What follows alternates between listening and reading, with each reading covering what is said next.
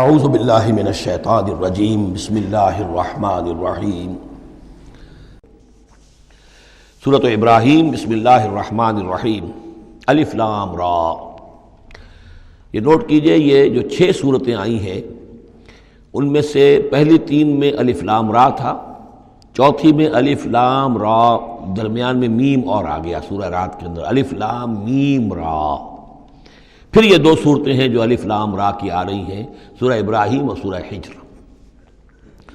الف لام را کتاب انزلناہ الیک لتخرج الناس من الظلمات الی النور۔ یہ وہ کتاب ہے جو اے نبی ہم نے نازل کی ہے آپ کی طرف تاکہ آپ نکالیں لوگوں کو اندھیروں سے روشنی کی طرف۔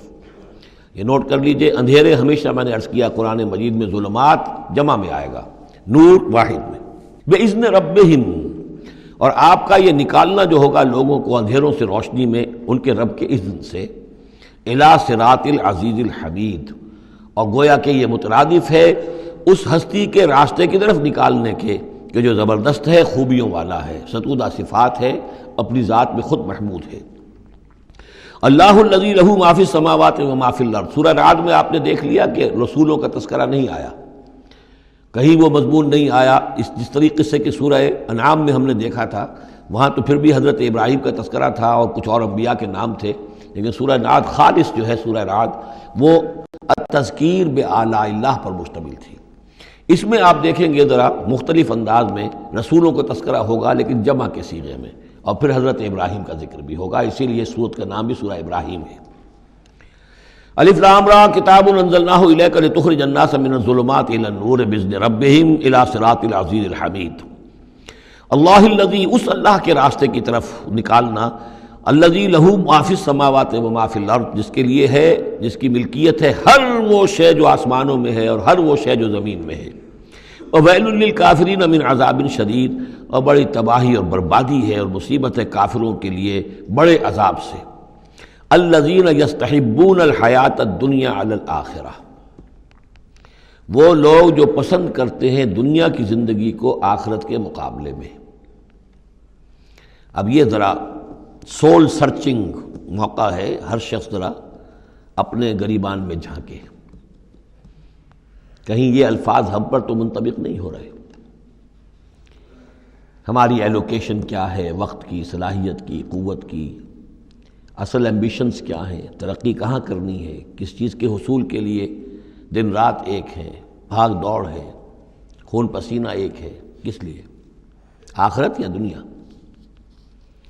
الذین یستحبون الحیات الدنیا علی الآخرہ، وہ لوگ کہ جنہوں نے پسند کر لی ہے دنیا کی زندگی آخرت کے مقابلے میں، ویصدون عن سبیل اللہ، اور وہ روکتے ہیں اللہ کے راستے سے۔ آج بھی روکتے ہیں۔ کوئی نوجوان ہے، وہ زندگی کا رخ بدلنا چاہتا ہے، اس کے والدین کہیں کہ تمہاری مت ماری گئی، دماغ خراب ہوا تمہارا، تم اپنے کیریئر کی فکر کرو، تم اپنے مستقبل کی فکر کرو، تم پروفیشن کی فکر کرو، تمہیں یہ کیا دماغ میں فطور آ گیا ہے، کس کام میں لگ گئے؟ یہ دنیا یصدون عن سبیل اللہ، روکتے ہیں اللہ کے راستے سے۔ وَيَبْغُونَهَا عِوَجًا، اور اس کے اندر کجی تلاش کرتے ہیں، کسی نہ کسی طریقے سے ان کو موڑ کر لے جائیں۔ جن کاموں میں ہم نے اپنی زندگیاں گلا دی ہیں انہی کاموں کے اندر یہ بھی لگے رہیں۔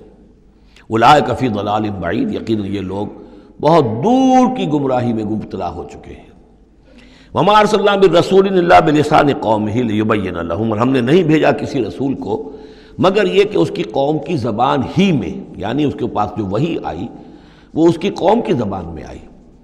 حضرت موسیٰ کو کتاب دی تو عبرانی میں دی جو کہ اس کی قوم کی زبان تھی، اور کسی قوم میں جو بھی نبی آئے ہوں گے وہ اس قوم ہی کے اندر ان کے لیے کوئی بھی ہدایات آئی ہوں گی، وحی آئی ہوگی، نصیحتیں آئی ہوں گی، ان کی زبان میں آئی ہوں گی، لیبین لہم، تاکہ وہ پوری طریقے سے واضح کر دیں ان کے لیے۔ اجنبی زبان ہو، زبان کا جو ہے وہ حجاب درمیان میں ہو تو ظاہر بات ہے کہ وہ ابلاغ کا حق ادا نہیں ہوتا، پورے طور سے بات آپ پہنچا نہیں سکتے۔ فَيُضِلُّ اللَّهُ مَن يَشَاءُ، تو اللہ تعالیٰ پھر گمراہ کرتا ہے جس کو چاہتا ہے، وَيَهْدِي مَن يَشَاءُ، اور ہدایت دیتا ہے جس کو چاہتا ہے۔ اور اس میں یشاء جو ہے دونوں جگہ یہ گویا کہ اللہ تعالیٰ کی طرف بھی آ جائے گا، اللہ گمراہ کرتا ہے جو چاہتا ہے گمراہی حاصل کرنا، اور اللہ ہدایت دیتا ہے اسے جو چاہتا ہے ہدایت حاصل کرنا۔ وَهُوَ الْعَزِيزُ الْحَكِيمُ، اور وہ زبردست ہے کمال حکمت والا۔ وَلَقَدْ أَرْسَلْنَا مُوسَىٰ بِآيَاتِنَا أَنْ أَخْرِجْ قَوْمَكَ مِنَ الظُّلُمَاتِ إِلَى النُّورِ، اور ان کو خبردار کرو، انہیں نصیحت کرو، انہیں یاد دہانی کرو اللہ کے دنوں کے حوالے سے۔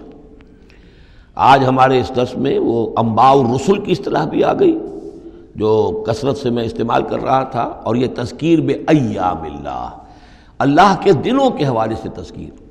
یہ شاہ ولی اللہ دہلوی رحمۃ اللہ علیہ نے الفوض الکبیر میں قرآن مجید کے مضامین کی تقسیم کی ہے، تو ان میں سے مثلا ایک مضمون یہ ہے التذکیر بآلاء اللہ، اللہ کی نعمتوں اور قدرتوں کے حوالے سے، اس کی نشانیوں کے حوالے سے یاد دہانی۔